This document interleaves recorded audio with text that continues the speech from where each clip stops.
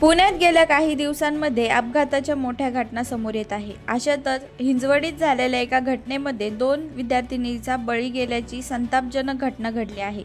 हिंजवडीत भरधाव वेगात निघालेला रेडीमिक्स डंपर वळणावर आला आणि वाहनावरील चालकाचं नियंत्रण सुटलं। यामुळे रेडीमिक्स डंपर पलटी झाला, पण दुर्दैवी त्याचवेळी रेडीमिक्स डंपरखाली शेजारून जात असलेली दुचाकी दबली गेली।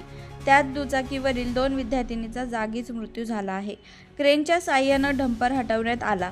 चालकाला हिंजवडी पोलिसांनी ताब्यात घेतलं असून विद्यार्थिनीची ओळख पटवण्यात आली आहे।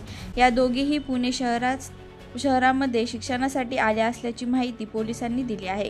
प्रांजली महेश यादव आणि अश्लेषा नरेंद्र गावंडे अशी मृत्युमुखी पडलेल्या 2 विद्यार्थिनींची नावे आहेत। या दोघीही MIT कॉलेजमध्ये अभियांत्रिकीच्या शेवटच्या वर्षात शिकत होत्या। शुक्रवारी संध्याकाळी दुचाकीवरून जात असताना वडजाई नगर कॉर्नरजवळ भरधाव आलेल्या डंपर चालकाचे नियंत्रण सुटल्यानं डंपर पलटी झाला। प्रांजली आणि अश्लेषा या डंपर खाली सापडल्या गेल्या। या घटनेनं परिसरात हळहळ व्यक्त होत आहे।